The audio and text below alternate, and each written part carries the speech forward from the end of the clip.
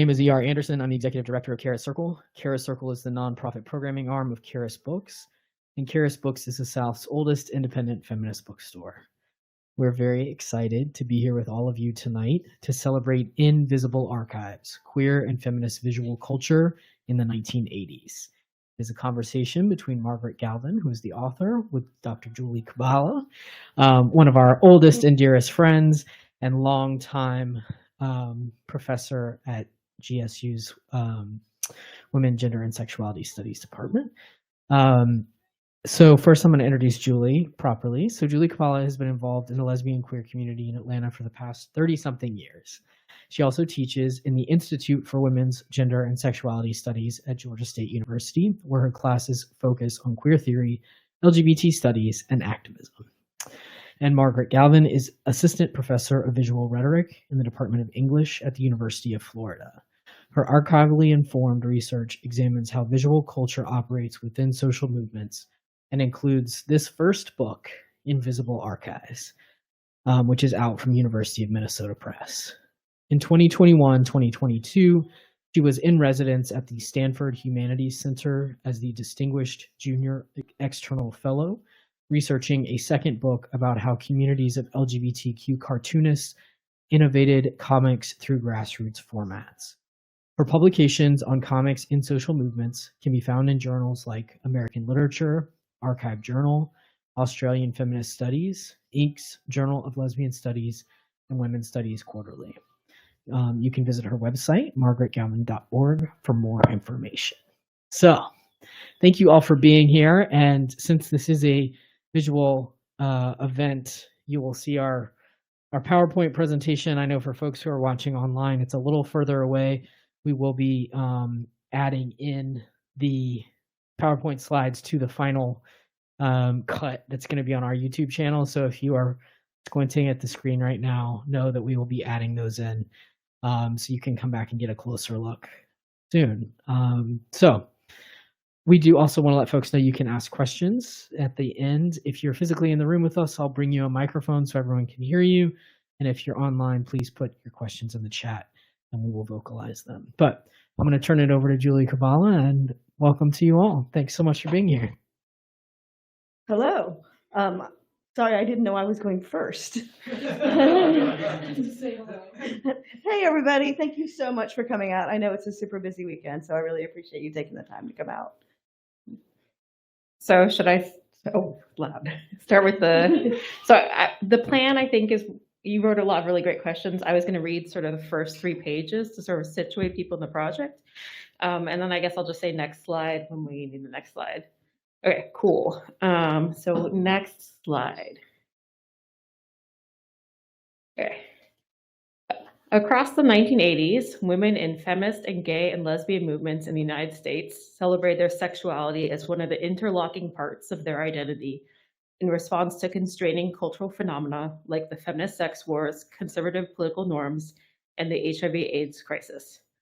40 years later, we widely remember their words in essays, manifestos, and march chants as they shifted the feminist movement toward the sex-positive third wave and participated in gay and lesbian organizing that fed into groups like ACT UP, Queer Nation, and Lesbian Avengers. Next slide. So here's that. That's what we remember. It's great, too. Got some beautiful images for it. By contrast, we have overlooked how women wielded images to theorize their embodied sexuality directly, and their art, created within grassroots networks, has been mostly forgotten. The 8 artists I study in this book collectively depicted sexuality by embedding their own individual experiences within a larger framework. So next slide. So through collages, cartoons, drawings, and photographs, Hannah Alderfer, Beth Jaker, Marybeth Nelson, Roberta Gregory, Lee Mars, Alison Bechdel, Gloria Anzaldúa, and Nan Goldin represent their own perspectives and those of a wider range of people around them in order to document the intersectional diversity of bodies and sexual identities that made up their communities. Within the past 20 years, newly processed collections within archives have begun to make these women's powerful visual contributions available once more. And yet, visibility is tenuous and not guaranteed. These women exist in visible archives, both present and precarious. The paradox of this book's title reflects the hard-won and narrowly kept conditions of visibility for diverse sexual identities. As the artists featured in this book were trying to make their lives and sexualities visible, they were facing censorship and critique, even from within their own movements. The call was all too often coming from inside the house. Further, we are at a historic moment now where a number of the social advances discussed in this book are on the verge of collapse, underlining just how much women's sexuality and LGBTQ identity remain both dangerous and revolutionary. These women and countless others are preserved in visible archives, but their memory and legacy are not guaranteed. It is my hope that recovering the grassroots tactics for how these artists made their communities visible and advocated for their rights amid unprecedented adversity may inspire future activists. By building worlds around their individual experiences, the artists analyzed in this book insisted that their experiences being seen and valued as universal. Their art functions as collective autobiography and how they drew themselves within a larger community and then welcomed others to imagine themselves within that world. By foregrounding the importance of community in their visual representations, their approaches encouraged women and LGBTQ viewers who encountered their work to reflect on their own experiences of sexuality and feel like they were part of something larger than themselves. The artists deployed these visual tactics not only to bring people together in community, but also to recognize how their own individual work grew out of, reflected, and was supported by a collective of individuals. The career trajectory of each of the artists in this book shows how they anticipate later developments in feminist as well as gay and lesbian thinking and artwork. This forward-looking artwork sometimes set them at odds with their contemporaries, but the community they supported, or the community they invoked, supported their values in future years.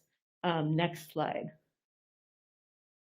So, though repudiated in their time during the feminist sex wars, the precepts of the sex-positive feminists were woven into the fabric of the third wave in the 1990s, and the visual style of the artist behind the censored diary from the Barnard Sex Conference, Hannah Alderfer, Beth Jaker, and Marybeth Nelson, prefigured the DIY style behind scenes that would become so popular during the Riot Grrrl movement in the 1990s. Next slide. Moreover, the lesbian and bisexual content within underground comics, as captured in solo works by Roberta Gregory and Lee Mars, would find a home and flourish in the gay comic series of the 80s and 90s and facilitate a lesbian comics boom among a new generation of artists in the 1990s. Next slide. From its local beginnings in the pages of grassroots newspapers in the 80s, Alison Bechdel's Dykes to Watch Out For comic strip would become such a subcultural phenomenon that many young women in the 90s and beyond would tell Bechdel they learned what it meant to be a lesbian from the strip. Next slide. Gloria Anzaldúa's editorial work with This Bridge Called My Back and individual writing in Borderlands La Frontera were immediately successful and will continue to be so in subsequent years as she was invited to talk at multiple public lectures annually, where she illustrated her popular concepts in drawings that have not yet been examined as vital sites of visual theorization and community formation. Next slide. At the time that Nan Goldin began to show her photography in the 1980s, color photography was not standard in the high art world, but her work and its snapshot aesthetic became widely influential in subsequent years, such that the groundbreaking, defiant nature of her formal choices is no longer as immediately apparent to modern eyes. They created their work against the backdrop of the 1980s, which began with some measure of hope to continue to build on the social progress that feminists and those invested in gay liberation had achieved in the 1970s. Next slide. As the Village People put it in Ready for the 80s, a party anthem send up in anticipation of the new decade. In the 80s, we will travel far. We will realize just who we are. We can move as one. Despite external challenges like the election of conservative Ronald Reagan in November 1980 and internal fractures within social movements, artists rallied the spirit of collective possibility in their work. Next slide. And those are the first 3 pages. So just to give you a quick sort of tour around what sort of this book contains and some of the visual variety within it. So one of the things I find most exciting about this book is that I both lived through at least the later part of the 80s as an adult, and also I wrote on the early 80s for my dissertation, and This Bridge Called My Back and Pleasure and Danger were 2 of the books. in my dissertation, but it never occurred to me to look at the visual. So when I saw your book, I was like, oh my goodness, how did I not think about looking at the visual here? So that was really, really exciting. And one of the things that I think, one of the questions you raised that's so interesting is this relationship between the individual and the collective. And in particular, the role of the visual in theorizing that relationship. So I was wondering if you could speak more about that. Yeah, no, definitely. So not all these works are necessarily strictly autobiographical, but they're invested in documenting or representing what it means to be a feminist in this moment, what it means to be in social movements, what it means to be in communities. So one of the things, I think of that's perhaps the most documentary is like Nan Goldin's photographs, which are literally documenting all of her friends and artists who are like in the downtown scene in New York. They're all in some ways invested in like sexual liberation and sort of breaking sexual taboos. And she photographs them all and she's puts them into these slideshows. But one of the things I'm interested in how that community and what that community means changes, right? And so she rewrites the relationships to be about HIV and AIDS and thinking about sort of how the community of people are changing. Some people are passing away from HIV and AIDS, from other sorts of addictions and things like that. So that's in some ways sort of the most documentary. But then we also have like Roberta Gregory and Lee Mars, who are these cartoonists who have these figures which are in some ways analogs for themselves, but they're not just interested in depicting that character story, but the story of all the characters around them. So you have someone like Roberta Gregory's comic is like 36 pages, so it's like a regular comic size, but each page or sets of 2 pages is someone else's and like vignette, follows like a different character's vignette and a different character story. And so we get sort of the central character and her central concerns, but then we get sort of stories of everyone else around her. Or Lee Mars, Pudge Girl Blimp is very sort of solidly focused on Pudge, but the pages are just so stacked stacked this way. They're so stacked with like other bodies and annotations, and they're very thick. And so you get the sense of this huge world of like people whose stories she's sort of trying to tell through this one central figure. And so, so that's sort of like, collective autobiography, and they're trying to welcome people in. Like, so, Anzaldúa's drawings are for her public lectures where she's trying to get people to be part of the community, right? So both in the work itself, but then also in the function that the work does. Well, I always wonder about the language of collective autobiography. I think it makes sense for Goldin, whose photographs are of a variety of people, but what does it mean when it's one person envisioning a particular community without specific reference? And I love Alison Bechdel. Dykes to Watch Out For is, one of my favorite things ever. But what does it mean? And I feel like it's important to write multicultural communities, but what does it mean for mostly white people to be doing this? Or how do we think about this? I'm not saying white people shouldn't be doing this. I'm just saying, what are the challenges, costs, etc.?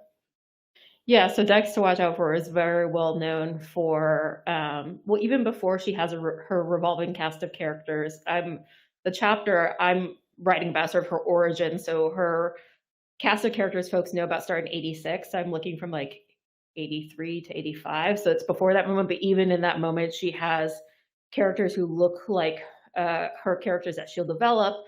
But there are, diverse in terms of race, body type, disability. She has characters who are in wheelchairs. But, it is right that she is a white person, and she's talked about how she wasn't necessarily saying like, I have this group of friends who are multicultural, right?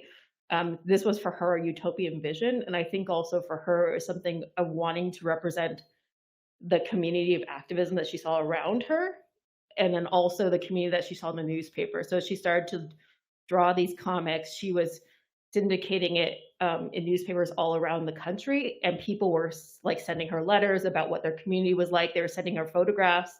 Sometimes they were fundraising to be able to fund the comic and pay her. And so she was trying to represent something that she felt like was representative of the community. And I thought that like her comics and also like the comics of Roberta Gregory and Lee Mars were decidedly like wanted to especially be racially diverse. And Roberta Gregory, who she's biracial, she's has like her father's white, her mother's Latino. She doesn't really talk much about race or being biracial, but she does have a character, a Black feminist character in Dynamite Damsels, which is a comic I talk about. But that character is sort of foreshadows the problem that her character has of being a lesbian. Like the Black character sort of finds it like that she doesn't feel very accepted by the feminists, who are mostly white in the group. When she asks them how they deal with issues of race, they sort of brush her off, and there's all these moments of microaggression that happen. And she has a moment sort of later in the comic in her sort of own vignette where she's sort of frustrated between trying to like work for Black liberation movements, which are mostly focused around male issues, or work with the feminists, and then she sort of founds a Black feminist group, but we don't see it in the comic. And so it's interesting because Roberta Gregory will give the seeds for it, but then she's not going to show it. Whereas Alison Bechdel does sort of give us sort of this multicultural vision, but it's also almost more so fictional to the sense we get. So. Yeah, it seems like the community we all want to live in, right? But mostly don't. Yeah, there's someone who's doing who's based in the 5 colleges area, who just wrote this article about the fan mail that Bechdel received.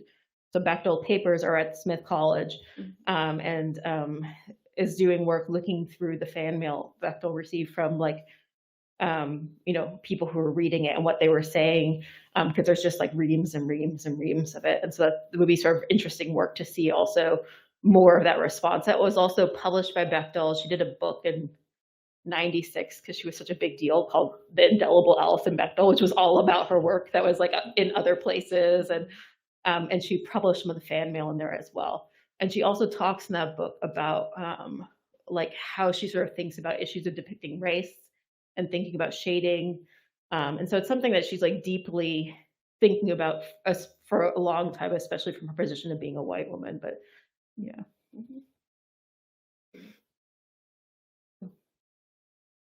So I was also interested, as you mentioned, and I guess I just want to check, does everybody, if we say the sex wars, does everybody know what we mean? No. Do you want to, or? We could both, right? I mean, like I can start and you can fill in what I miss. I mean, so yeah, in the early 80s, so and I begin this book with this, and these are the lips from the designers from the first chapter. And so they designed this, well, sex wars is big before this moment too. So there's increasing tension around issues of pornography, around issues of BDSM, and sort of splintering groups of feminists in different areas. A lot in San Francisco. There's also groups in New York City. There are groups who are anti-pornography who will lead like tours of areas where there are porn theaters and things like that. And they also do slideshows of porn and have a script where this image means this and this image means that. And so at the Barnard Conference in 1982, which was about sexuality, and so it becomes called the Barnard Sex Conference, the people called in and they were complaining. And so rather than censor any of the speakers, they censored this thing called the diary, which was like a visual collage program, but more than program, is something that documented the conference planning, documented what they were, the meeting minutes, what people were thinking of as they were planning, gave like bibliographies and resources. And so it's interesting to me that they're censoring these images, which are actually not even that pornographic. So someone like Judith Butler, well-known gender theorist, when they get the copy of the diary months later, they write in Gay Community News, like, this was a real letdown for something that was censored. It's actually not pornographic at all. And so then later, these artists do a book of like visual pornography in a book that's about, feminists. It's feminists against censorship, right? And so they're advocating against censorship with essays, but that they're collaged with porn around them. So there is some porn reproduced in this book. So definitely an adult volume, of course. But so yeah, what did I miss? I'm sure there are things I missed. No, I would just add to that one of the things I'm really interested in with the sex wars is the way in which so many complicated, nuanced positions become polarized into these oppositions. I mean, you mentioned Judith Butler. She has a piece under the name Judy Butler in Against Sadomasochism. And no matter how complicated your argument is, when you're in an anthology called Against Sadomasochism, you are on one side of the debate, right? Sure. So they become really polarized in ways that, like, Gail Rubin calls it analogous to gang warfare. And the Barnard Conference was one of the places where this just exploded. People got called on their jobs. It was violent, right? In many ways. And one of the things that I find really interesting is that, as you say, the diary was really crucial here, and also the tours, as you mentioned. Yeah. And so I'm interested in the role of the visual in how this contributes to the polarization. Yeah, so I mean, so the diary itself, it gets censored partially, not necessarily because it's explicit, but because Barnard feels that this conference is something that they want to distance themselves from.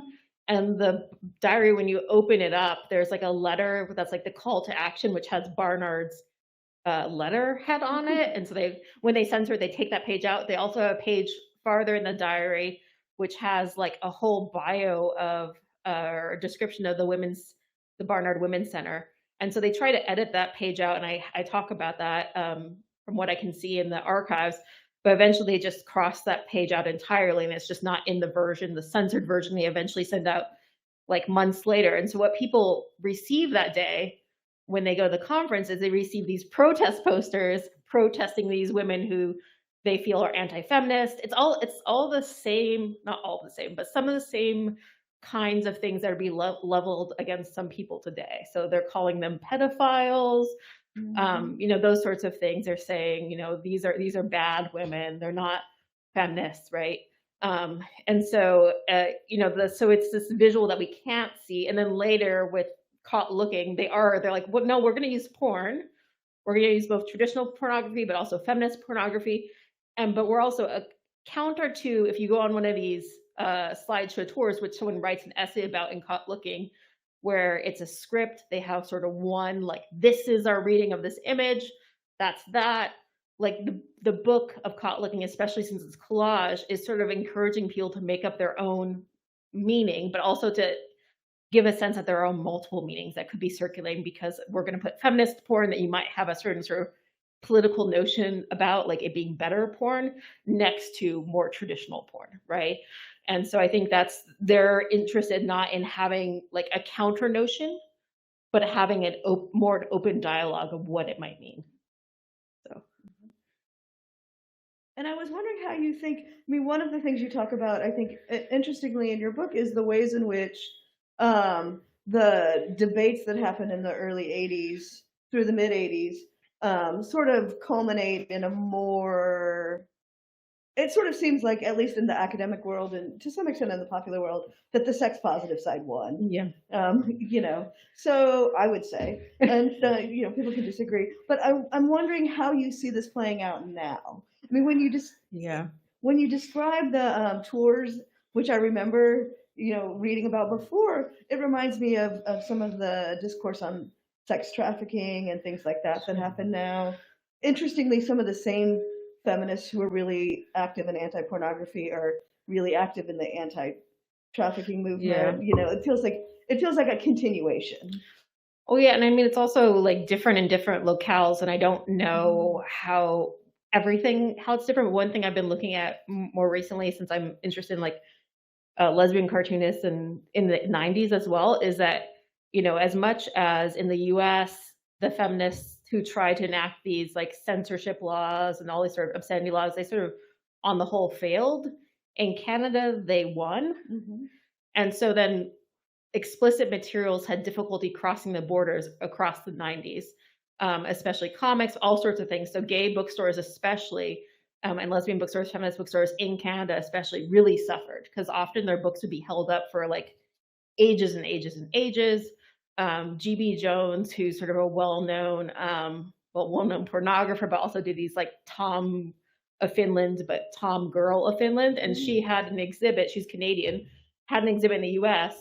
Her books tried to cross the border, and apparently they all got burned at customs. And so this work is like super rare, and they're just republishing it now by a Canadian publisher. But so these things, it's not just like sex positive feminists win, it's just different in different places. And so, you know, it's who is like legislating at the border? It's like the border control who are not like feminists who are deciding this is good, this is bad, right? And so it has real sort of financial hurt that happens, you know, in an era when we're like talking about like NAFTA and free trade and free borders, and yet this is happening to all of these books.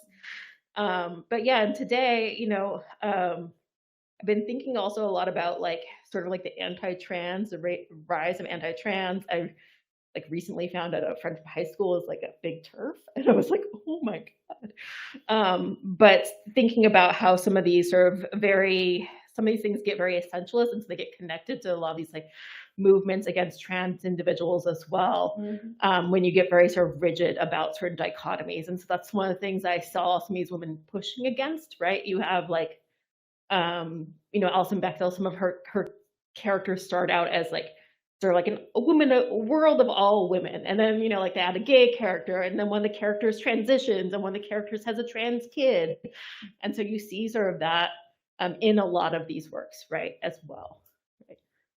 Yeah, I think it's important to bring up the regional too, because when I was doing the work on the sex wars, you know, it didn't happen in the South, or it didn't happen in Georgia, in Atlanta, in the same. I mean, these were really sort of bi-coastal. Yeah. And it was really big in Denver, you know, Big Mama Rag, like, you know, like there are places where it happened. But when I talked to older people in the South, they were like, yeah, we didn't have that fight. And I was like, oh, okay. Well, it's also like super generational too, where like Alison Bechdel, in some ways, when she joined Women News, which is a feminist newspaper in New York City, you know, she talks about like hearing people fight about the sex wars, but she's like, I'm like, it doesn't really bother me. And so she has no, you know, she doesn't get roped into doing a piece in against sadomasochism book or anything like that. You know, if she was a few years older, maybe she would have been part of sort of those debates. And so she sort of gets around that, or is allowed to sort of see it happening, but say like, well, that's not really me. And so then, you know, she does interviews in On Our Backs, which is a big lesbian erotica magazine, which is fantastic. But then she'll make jokes about On Our Backs and Off Her Backs, and because she's not really personally wounded or personally attacked from these things. And so for her, you know, it's something about representing the feminist movement, but it's not personal, like someone like Dorothy Allison or Gail Rubin. It became like very personal attacks on very specific people too. Great. Look at my questions and see. Yeah, you have such great questions there. Thank you. Thank you. Oh, when we were talking about the, again, going back to the question of the relationship between the individualization and the community building, one of the things that I found super interesting is that you talk about how Mars, Gregory, and Bechdel, and I see this really with Bechdel's work, it's super individualized, right? The characters are very specific. Whereas Anzaldúa does these kind of general or generic figures as a way of trying to, you know, have images that everyone can relate to. Sure.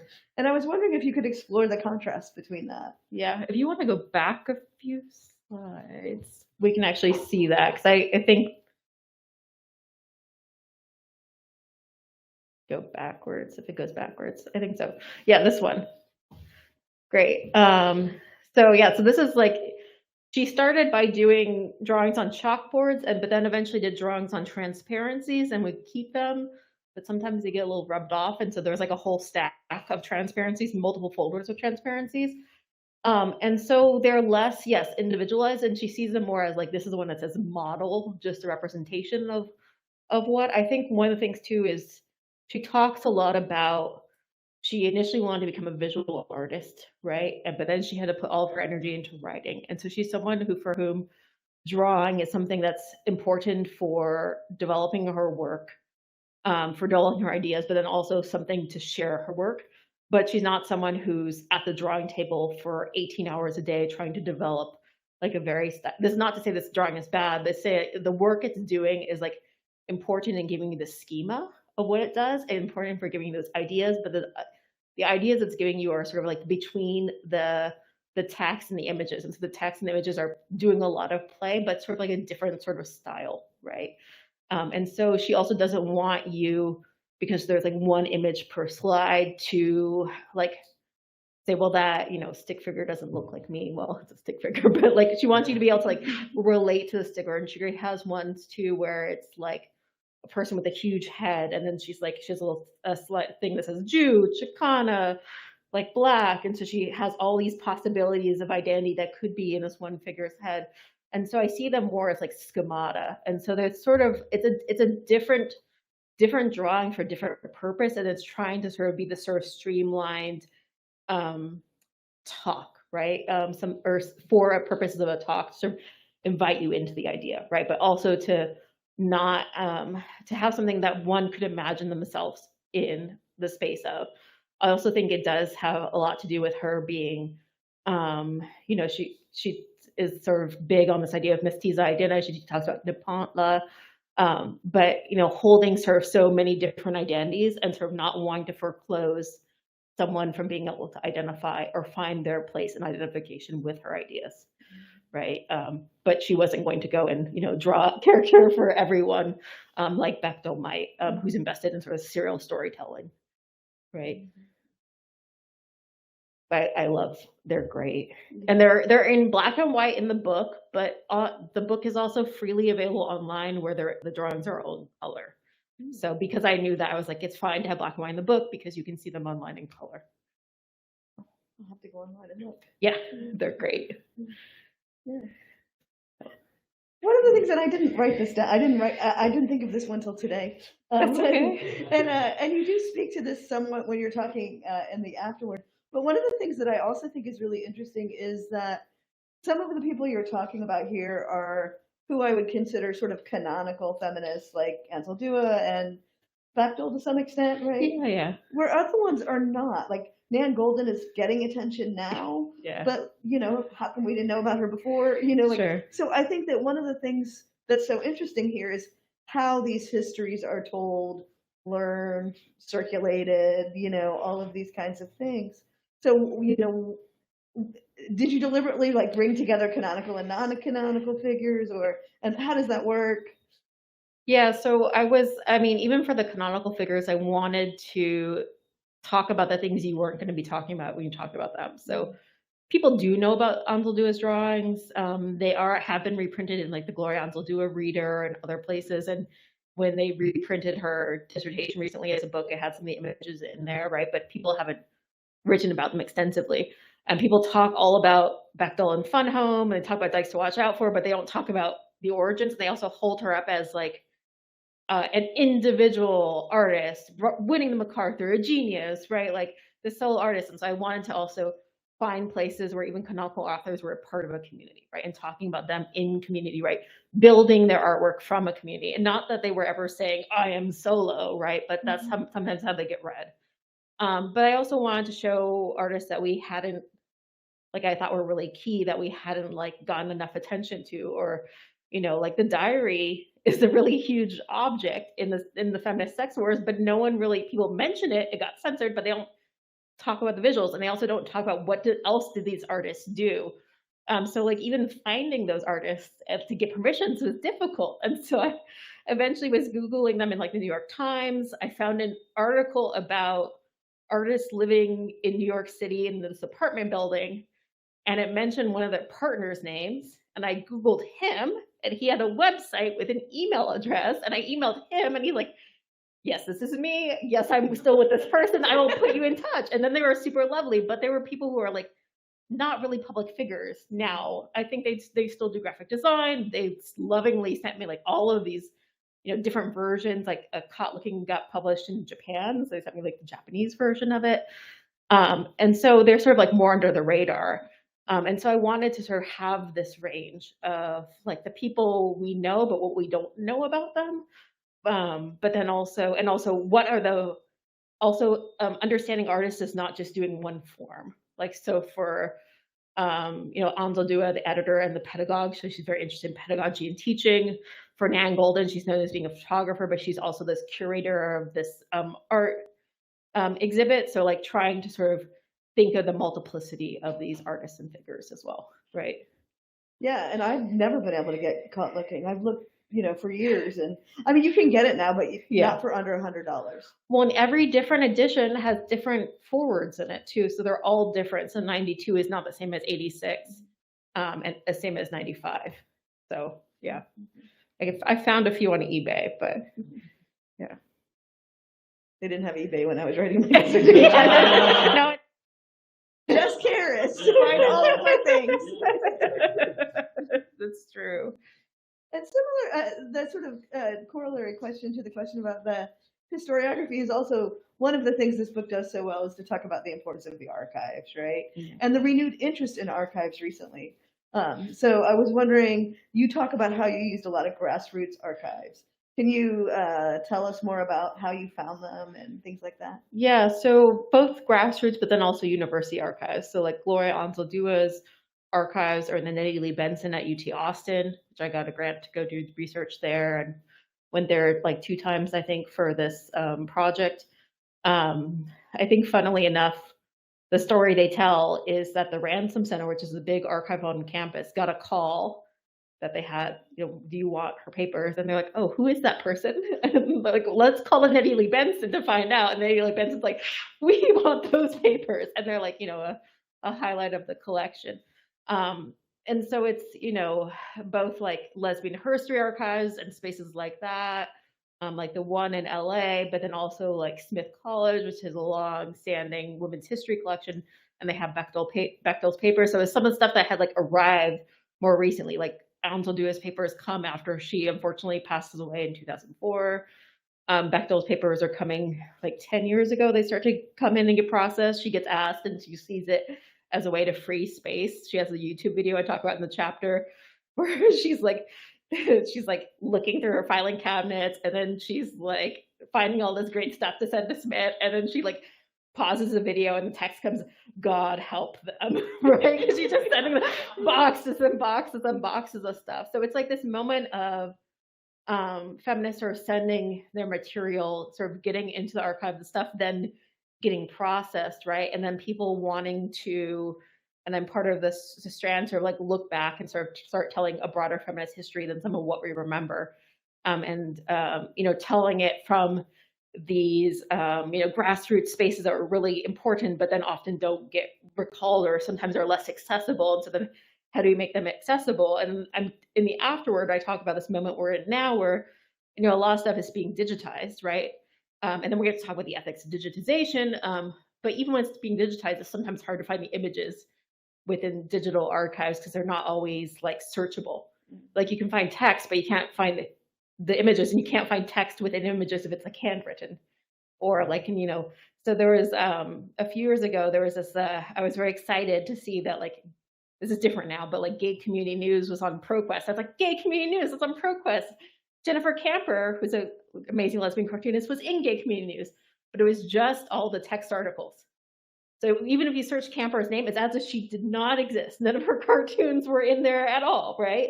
Her name didn't come up at all. And so I'm like, that's a real disservice to like the fact that these, newspapers and conversations, the artists were really important. And the artistry was really important. Often artwork was like on the covers, drawing you into the publication. Often cartoons were used in correlation with like subscription forms. Please subscribe to this magazine, or please buy a t-shirt to support this magazine. It's a cartoon, right? So it's like all of this visual stuff is super important. I don't think that's in the book, but this is stuff I'm thinking about anyway, and you're getting me talking about. But yeah, so it's something I'm definitely thinking about, the archives. And I also am a big fan of Kate Eichhorn's book, which is about feminism in the archives from about, I guess it's 10 years ago now. And so that was something that was like really formative to me as I was starting to like build this project and thinking about returning to the archives, but also thinking about which archives we return to. Because for Eichhorn, it's zines, and thinking about that moment of zines are so popular, but they're disposable, they're not meant to be archived, but then they sort of arrive into archives.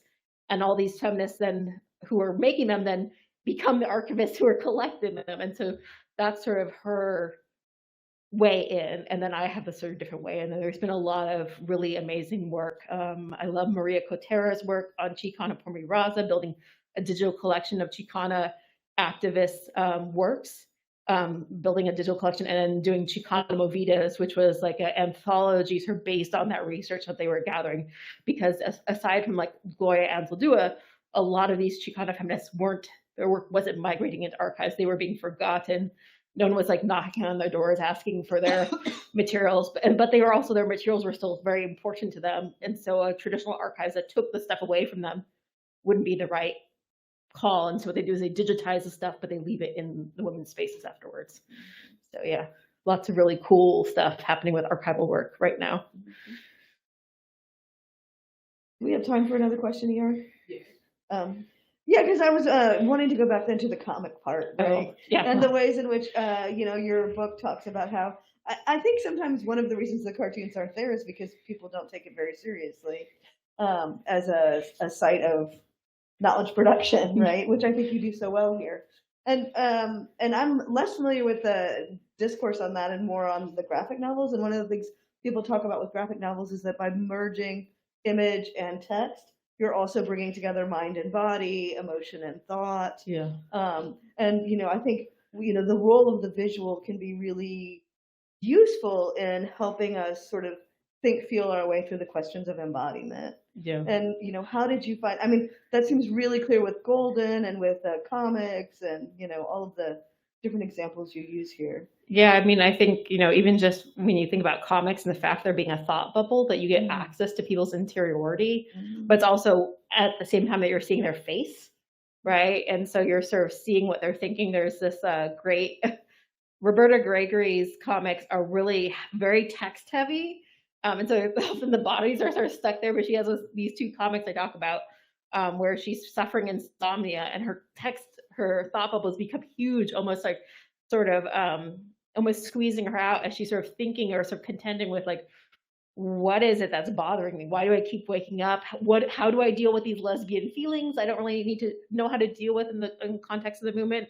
And so it really becomes this great space where she's showing us emotions through the face, but then also these texts so we can understand like how to relate and understand these two things together. And so then there's like, a way that we connect, also the fact that it's like handmade, right? We sort of see the handmade nature. People have talked a lot about that. I'm not the first to say this. But also just, there's a way when, especially when you're drawing too, and not just drawing, but you can sort of show things on your own terms, how you want to show them. And you can show things there. Like, I mean, I chose some of these images because I wanted to talk about them, but some of them I put in the book because I wanted you to see them. So I put the scene of Pudge's orgasm from Lee Mars into the book, and you get this like, you sort of feel it with her, and she gets very like, her face gets huge. I'm sorry, I'm like talking with my hands, it's terrible, but it's like the moment gets like almost very psychedelic. There's all these like sort of like lines of affect sort of coming out from her, right? But I also just think even when you have something like Goldin's photographs, those are so much, she determines where she's shooting. She's also going to determine, she's framing the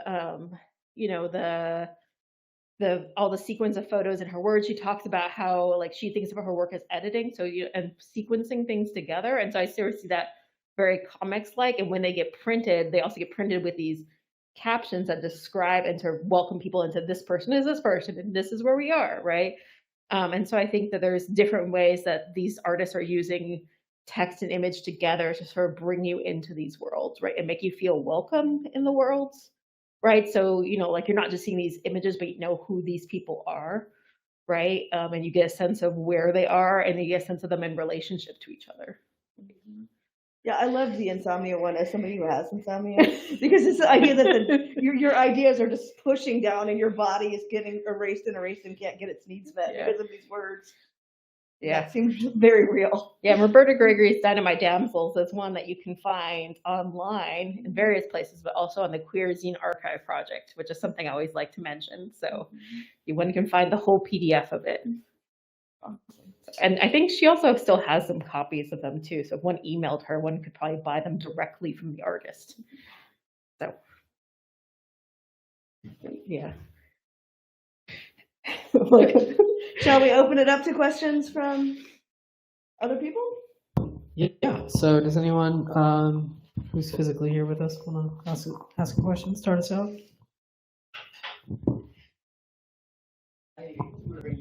Oh, okay, cool. Try to bring it. A little bit.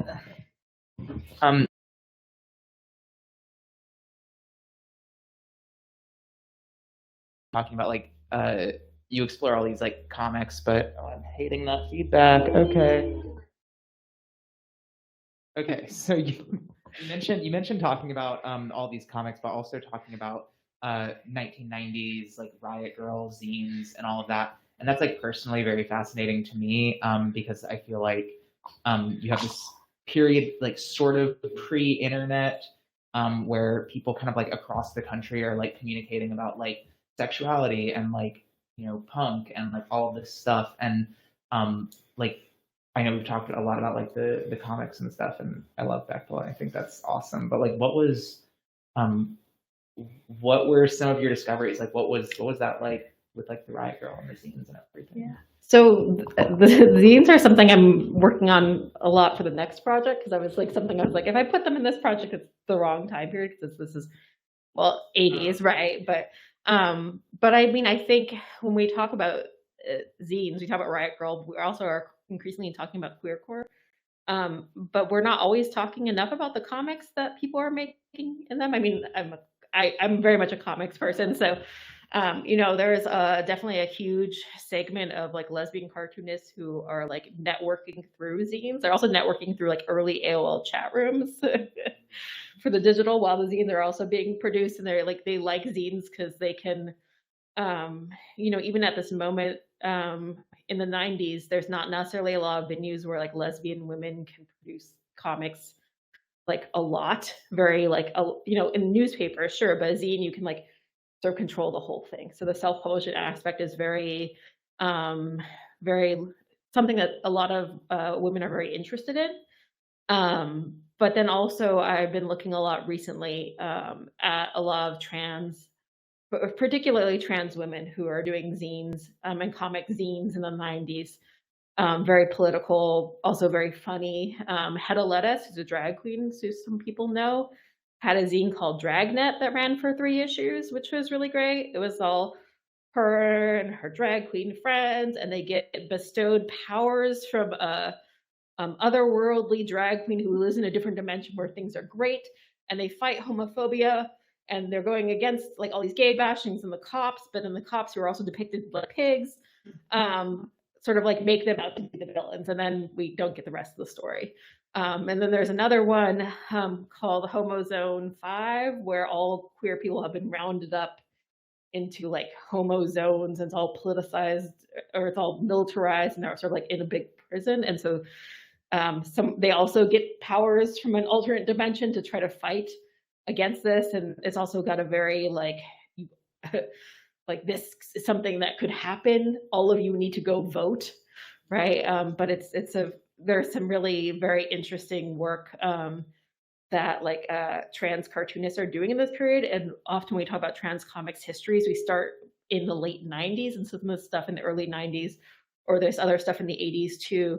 We don't yet have a comprehensive history of that. So that's something I've also been thinking about more recently. But that stuff I'm writing now will get published in articles, but the book version of that will be later.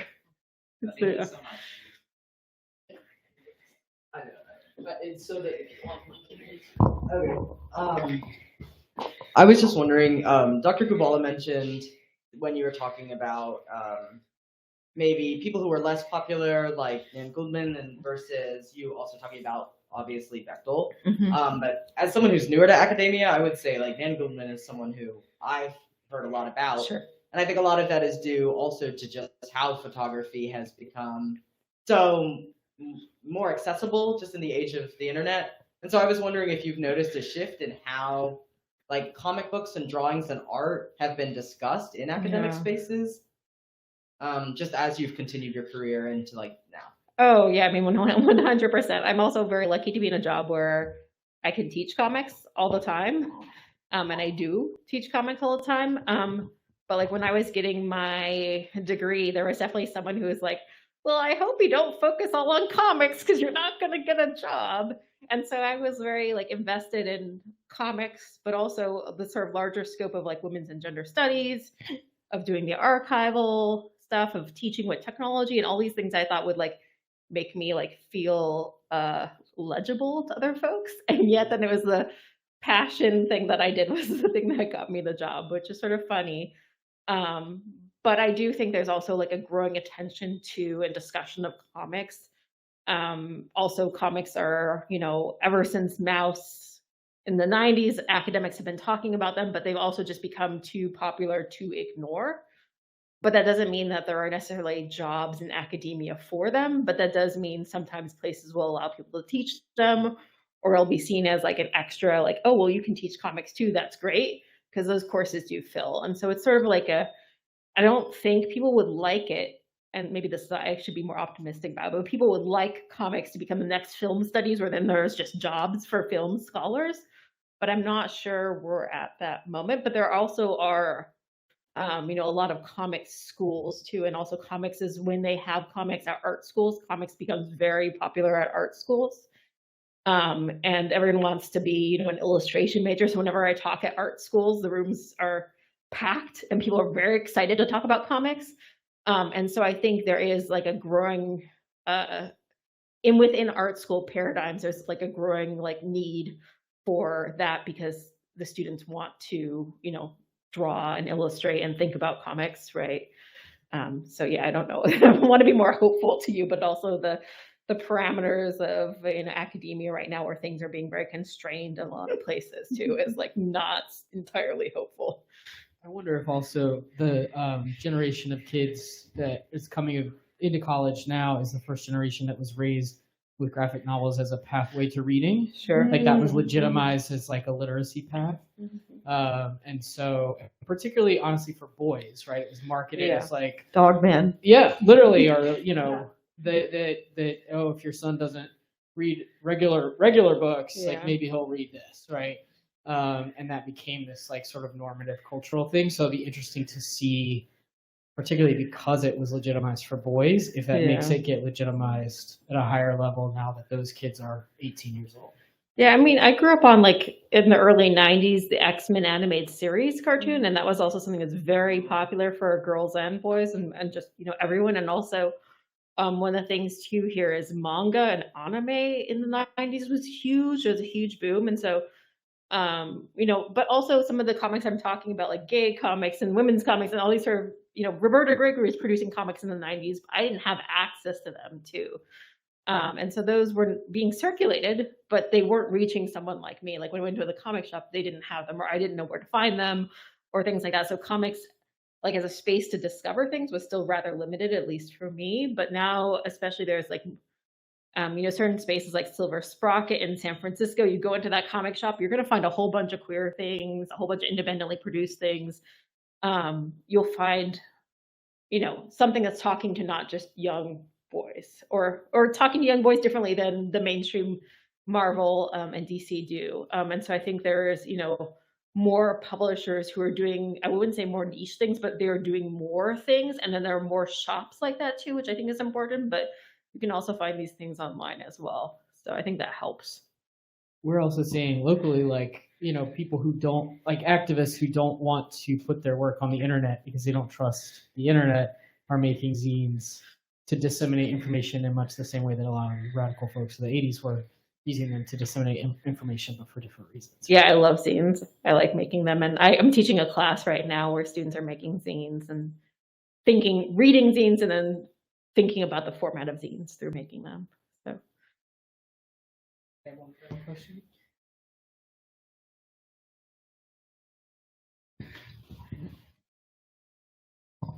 Hi. I know you did a ton of archival research for this book, and like the list of archives is very long. I was just wondering, did you find anything that was really cool in the archives that you just didn't have room for in the book? If you could just limit it, perhaps just one thing. I mean, there are so many things. I mean, in some ways, the things that I found are the things that are leading me to what I'm working on next, which is talking about LGBTQ comics more broadly, because it's like when you're looking for like, start to go look for Bechdel's comics and women's news, there's also other people doing comics, sometimes at the same time, sometimes at different times. And so, I mean, that's one of the things I found.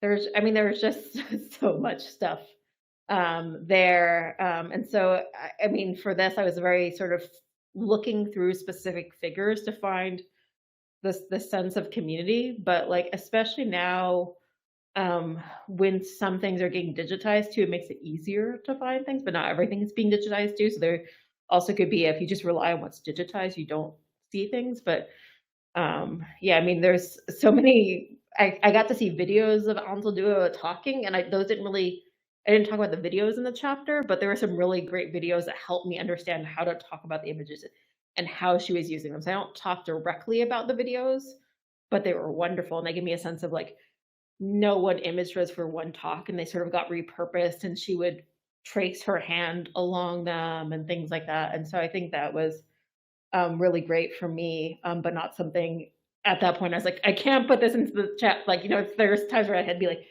no more, right? No more. You know, maybe some more secondary source things, or, you know, my friend just came out with an article, I want to throw it in there. Oh, by the way, yeah, Kirsten Lang is the one who did that really great article about Bechdel's fan letters. So that's who you should follow. But yeah, at some point I had to be like, no, because otherwise it just becomes an interminable project. But yeah, thank you.